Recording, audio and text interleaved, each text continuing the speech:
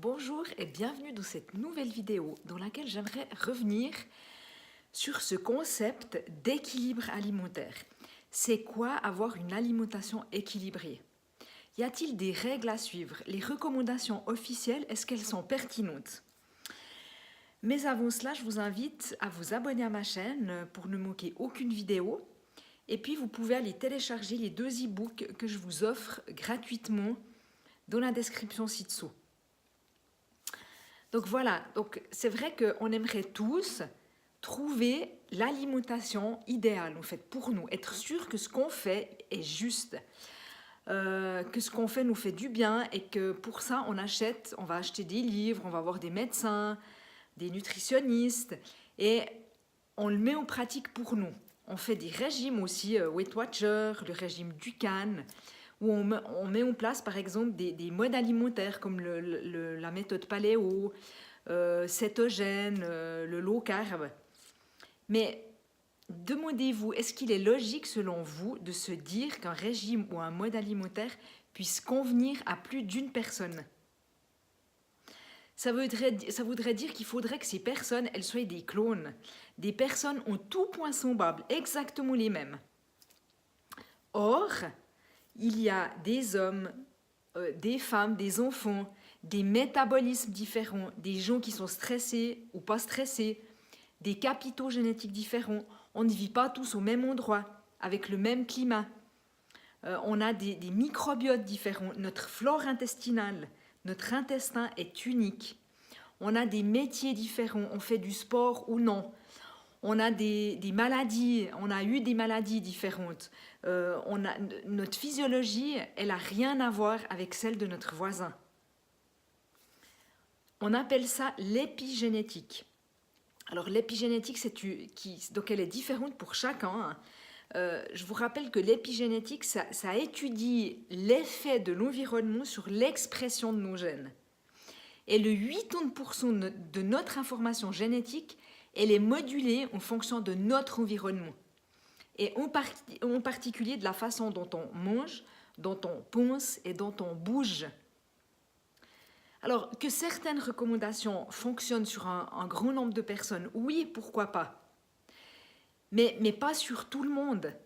Nous sommes des êtres vivants, pas des robots. Nous sommes tous des cas particuliers. Donc, l'alimentation n'est pas une affaire collective, ça doit être personnel.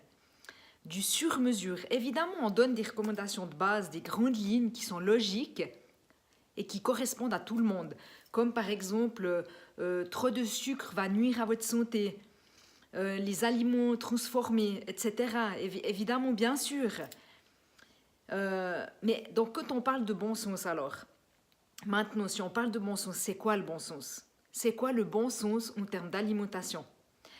En tout premier, c'est de manger des aliments qui sont bruts, qui soient naturels, bio, si possible, de saison et de proximité un maximum, qui poussent chez nous. Lorsque vous faites vos courses, demandez-vous, est-ce que cet aliment, je peux le trouver tel quel dans la nature?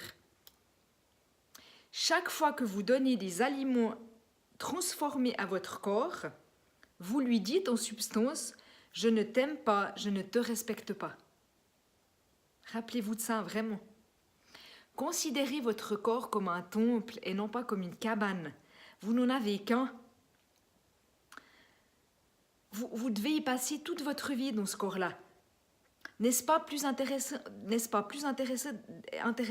d'être dans un corps qui vous permette de ne pas être malade, d'avoir de l'énergie pour faire tout ce que vous voulez, pour profiter de votre vie, plutôt que d'être limité.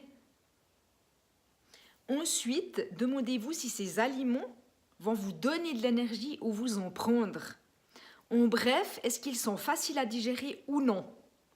Si après chaque repas, vous devez faire une sieste, si après chaque repas, vous êtes fatigué, c'est pas possible. Il doit y avoir un souci dans votre alimentation.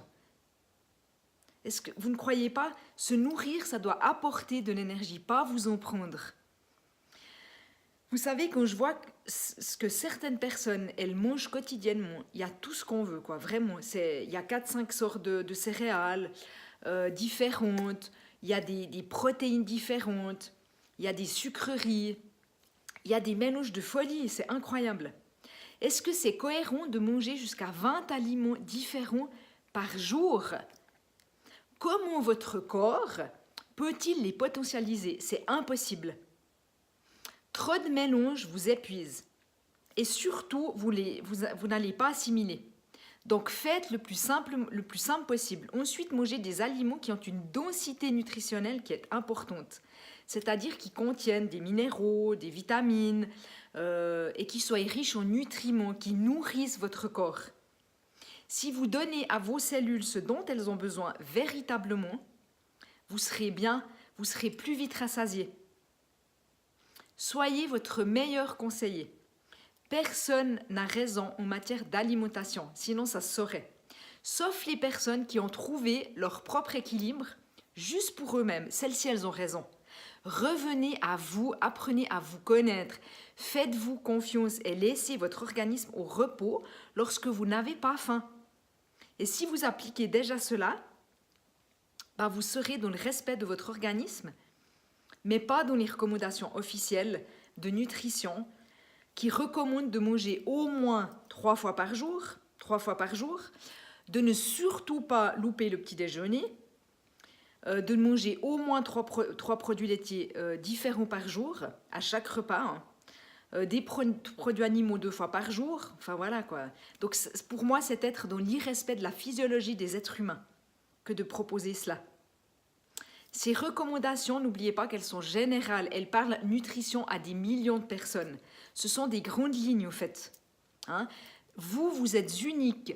Votre alimentation, elle doit aussi être unique.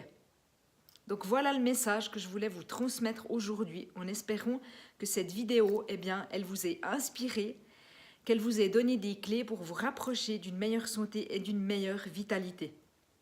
À bientôt!